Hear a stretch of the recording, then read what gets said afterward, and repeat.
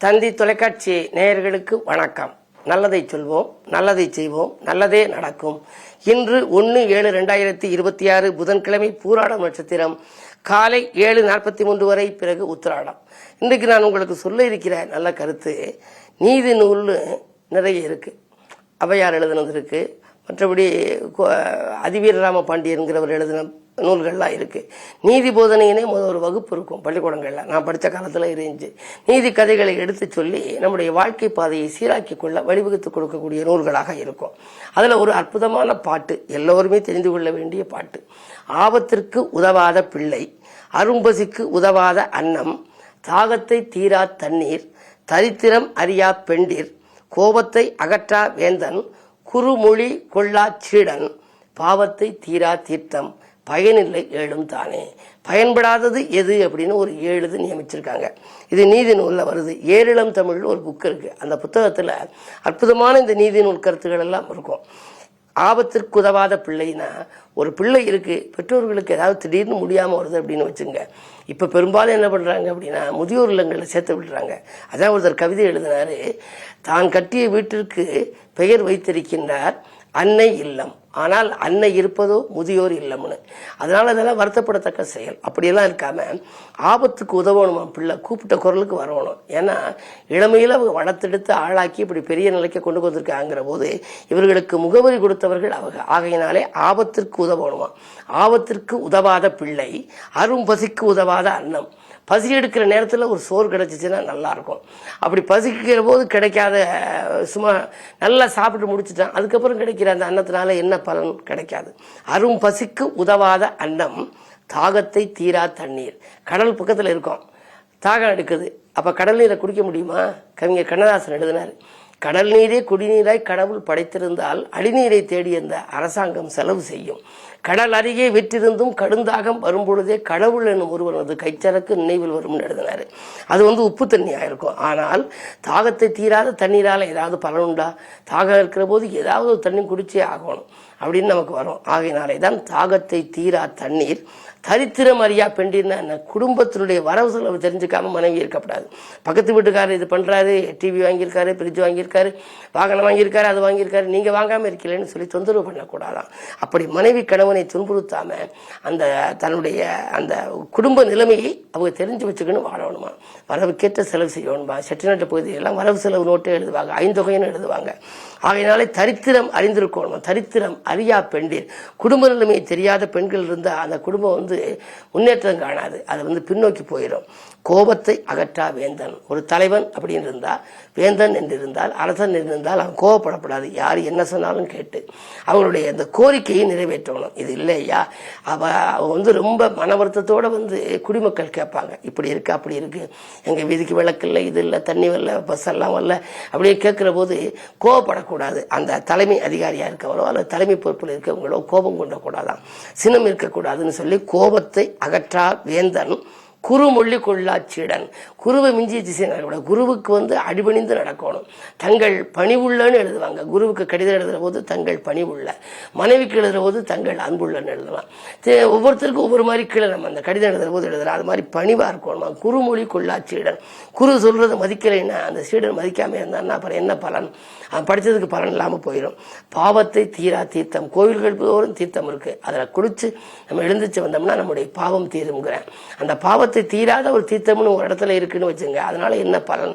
இதை எடுத்து ஆபத்திற்கு உதவா பிள்ளை, அரும்பசிக்கு உதவாத அன்னம், தாகத்தை தீரா தண்ணீர், தரித்திரம் அறியா பெண்டிர், கோபத்தை அகற்றா வேந்தன், குறுமொழி கொள்ளா சீடன், பாவத்தை தீரா தீர்த்தம், பயனில்லை ஏழும் தானேன்னு முடிச்சிருக்காங்க. ஆக இந்த 7ஆலையும் பயன் இல்லையா? நம்ம வாழ்க்கை பயன்படும் விதத்தில் இருக்கணும். எப்படி வாழை மரம் தன் உடல் முழுவதையும் இந்த உலகிற்குள்ள மக்களுக்கு அர்ப்பணிக்கிறதோ, அதனுடைய இலை, பூ, காய், கனி, அந்த பட்டை கூட நாராக உதவுது. ஆக அப்படி வாழ்க்கையே முழுமையாக உடலையே தியாகம் செய்யுது.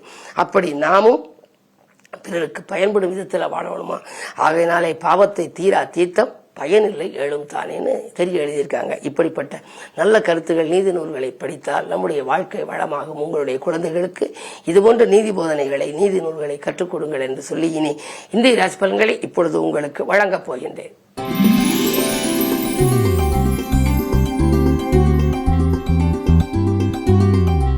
மேசராசி நேயர்களே, உங்களுக்கெல்லாம் நண்பர்கள் மூலம் நல்ல தகவல் கிடைக்கின்ற நாள். இன்று ஒரு விலையுந்த பொருட்களை வாங்குவதிலே நாட்டம் செலுத்துவீர்கள். அது மட்டுமல்ல, தாமதப்பட்டு வந்த காரியங்கள் இன்று துரிதமாக நடைபெறப் போகிறது.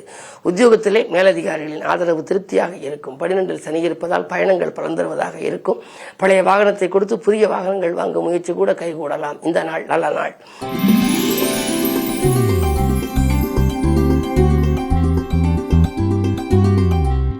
ரிஷபராசினியர்களே, உங்களுக்கெல்லாம் இன்று பகல் 2:11 வரை சந்திராஷ்டமம். அதற்கு பிறகு உங்களுக்கு சந்திராஷ்டமம் விலகிவிடுகிறது. எனவே மதியத்திற்கு மேல் உங்களுக்கு மனக்கலக்கம் அகலும். புதிய முயற்சிகளில் ஈடுபட நினைத்தால் நீங்கள் பகல் 2:11க்கு மேல் ஈடுபடலாம். ஆதரவு கரம் நீட்டுபவர்களை கொஞ்சம் அனுசரித்துக் கொள்ள வேண்டும். என்ன இருந்தாலும் காலை நேரத்திலே சலசலப்பும் மாலை நேரத்திலே கலகலப்பும் உரிய நாள். இன்று மதியத்திற்கு மேல் நீங்கள் செய்யும் முயற்சிகளில் உங்களுக்கு வெற்றி கிடைக்கும். அதே நேரம் இறை வழிபாட்டை மேற்கொள்பவர்கள் புதன்கிழமை என்பதனாலே அனுமனை வழிபட்டால் ஆனந்தம் கிடைக்கும்.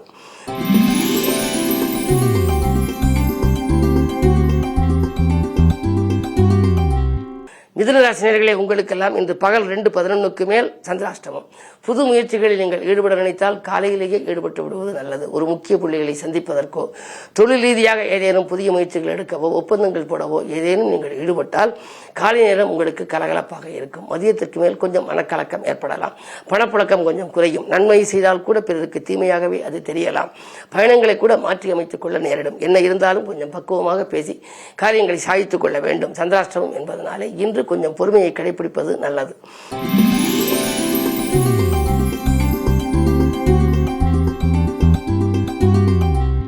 கடகராசி நேயர்களே, உங்களுக்கு ராசியிலேயே குரு இருக்கின்றார். தொட்டது துலங்கும், தொழில் வளம் சிறப்பாக இருக்கும். கேட்ட இடத்தில் உதவிகள் கிடைக்கும். குழந்தைகளின் கல்யாண கனவுகளை நனவாக்குவீர்கள். கடமையில் இருந்த தொய்வு அகலும். விடயத்திற்கேற்ற வருமானம் உங்களுக்கு உண்டு. வீடு மாற்றம் பற்றியும் சிந்திப்பீர்கள். நாடு மாற்றம் பற்றியும் சிந்திப்பீர்கள். ஆடை ஆபரண சேர்க்கையும் உண்டு. இன்று அற்புதமான நாள், யோகமான நாள்.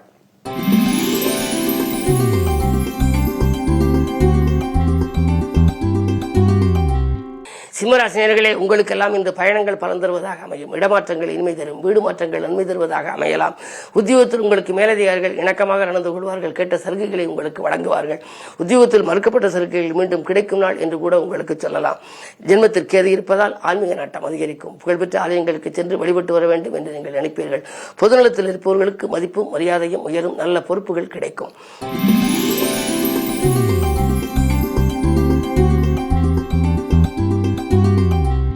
கன்னிராசினியர்களே, உங்களுக்கெல்லாம் இன்று கவலைகள் தீரும் நாள். காசு பண புழக்கம் அதிகரிக்கின்ற நாள். நட்பாலும் உங்களுக்கு நன்மைகள் உண்டு. அடிப்படை வசதிகளை பெருக்கிக் கொள்வீர்கள். வாங்கல் கொடுக்கல்கள் சீராகவும் சிறப்பாகவும் இருக்கும். உத்தியோகத்தில் நீண்ட நாட்களாக எதிர்பார்த்திருந்த பதவி உயர்வு இப்பொழுது வருவதற்கான அறிகுறிகள் தென்படுகின்றன. அது மட்டுமல்ல, ஊதிய உயர்வோடு கூடிய பதவி உயர்வு உங்களுக்கு வரலாம். பயணங்கள் பலன் தருவதாக அமையும். ஆலய வழிபாட்டிலும் ஆர்வம் காட்டுவீர்கள்.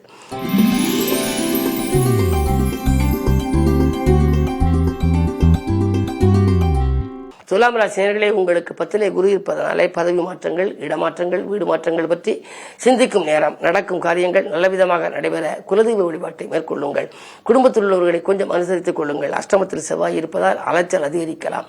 ஆனால் அலைச்சலுக்கேற்ற ஆதாயம் கிடைக்குமா என்பது சந்தேகம்தான். வருமானம் 1 மடங்கு வந்தால் விரயங்கள் 2 மடங்காக இருக்கும். எனவே சுப விரயங்களை மேற்கொள்வது நல்லது.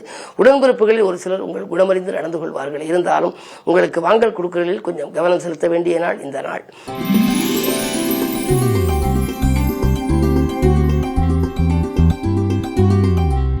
விருச்சிக ராசினியர்களே, உங்களுக்கெல்லாம் முயற்சிகளில் வெற்றி கிடைக்கும் நாள். குடும்ப முன்னேற்றம் திருப்திகரமாகவே இருக்கும். வீடு வாங்குவது அல்லது கட்டுவது பற்றி சிந்திப்பீர்கள். சேமிப்பு கொஞ்சம் உயரப்போகின்றது. மறைந்த புதனால் நிறைந்த தனலாபம் கிடைக்கும். 2ஆம் இடத்திலே உங்களுக்கு சந்திரன் இருக்கின்றார். எனவே சந்திரபலம் நன்றாக இருப்பதால் சிந்தித்த காரியங்கள் சிறப்பாக நிறைவேறும். தாய் வழி ஆதரவு உங்களுக்கு உண்டு. மதிப்பு மரியாதையும் உயரும். உத்தியோகத்தில் உயர் பதவிகள் கிடைப்பதற்கான அறிகுறிகள் தென்படுகின்றன. பொதுநலத்தில் இருப்பவர்களுக்கு நல்ல பொறுப்புகள் வரலாம். மேலிடத்திலே உங்களுக்கு நல்ல பெயர் கிடைக்கும். செவ்வாய் பார்வை இருப்பதால் தைரியமும் தன்னம்பிக்கையும் கூடும். என்றைக்கோ குறைந்த விலைக்கு வாங்கி போட்ட இடம் இப்பொழுது அதிக விலைக்கு விற்று சொத்துக்கள் மூலமும் உங்களுக்கு லாபம் கிடைக்கும். சொந்தங்களாலும் நன்மை கிடைக்கும் நாள் இந்த நாள்.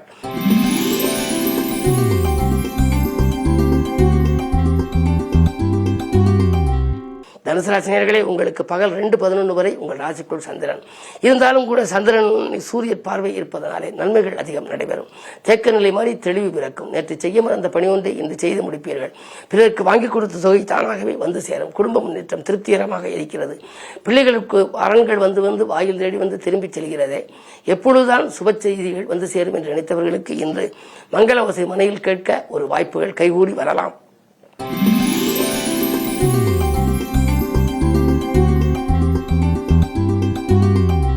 மகர ராசி நேயர்களே, உங்களுக்கு பகல் 2:11 மேல் உங்கள் ராசிக்குள் சந்திரன் வருகின்றார்.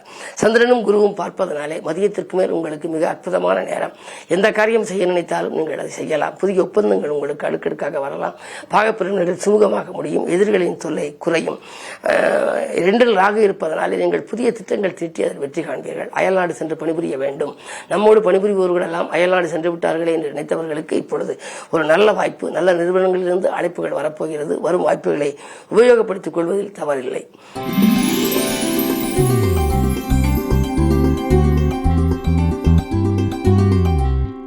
கும்பராசினியர்களே, உங்களுக்கு ஜென்மத்தில் ராகு. இந்த நேரம் உங்களுக்கு ஒரு இனிய நேரம்.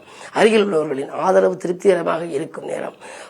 மேலதிகாரிகள் உங்களுக்கு இணக்கமாக நடந்து கொள்வார்கள். உத்தியோகத்தை பொறுத்தவரை 2இல் சனி இருப்பதனாலே மேலதிகாரிகள் நீங்கள் கேட்ட சலுகைகளையும் உங்களுக்கு வழங்குவார்கள்.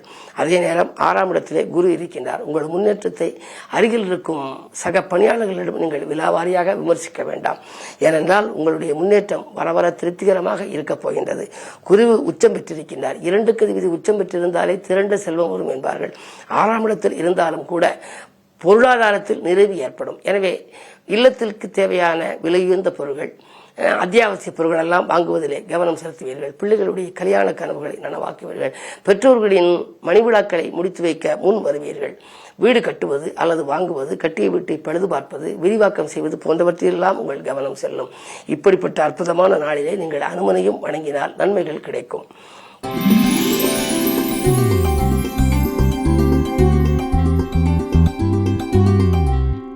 மீனராசினர்களே, உங்களுக்கு மிகச்சிறந்த நாள். இனிய வாழ்வுக்கு ஒரு வழிபிறக்கின்ற நாள் என்று கூட சொல்லலாம். 3இலே செவ்வாய் இருக்கின்றார். முன்னேற்ற பாதையில் இருந்த தடைகள் அகலும். தடைகள் தானாக விலகும். தன்னம்பிக்கையும் தைரியமும் அதிகரிக்கும். ஆரோக்கியம் சீராகி ஆனந்தப்படுத்தும். கரைந்த சேமிப்புகளை ஈடுகட்டுவீர்கள். உடன்பிறப்புகள் உறுதுணையாக இருப்பார்கள். அரசியல் களத்தில் இருப்பவர்களாக இருந்தால் திடீரென நல்ல பொறுப்புகள் உங்களை தேடி வரப்போகின்றது. பஞ்சமஸ்தானத்தில் குறி இருப்பதால் பூர்வீக சொத்துக்களை விற்று அதில் வராதிருந்த பாக்கிகள் இப்பொழுது வசூலாகும். வரவேண்டிய பாக்கிகள் வசூலாவது மட்டுமல்ல, சொத்துக்களால் ஏற்பட்ட பிரச்சனைகளும் அகலும். சொந்தங்களின் வாழ்த்துக்களோடு உங்களுடைய முன்னேற்றம் திருப்திகரமாக இருக்கும். இந்த நாள் நல்ல நாள். புதிய ஒப்பந்தங்கள் வரக்கூடிய நாள் என்று கூட சொல்லலாம். மேலும் விவரங்கள் அறிய தினத்தந்தி படியுங்கள்.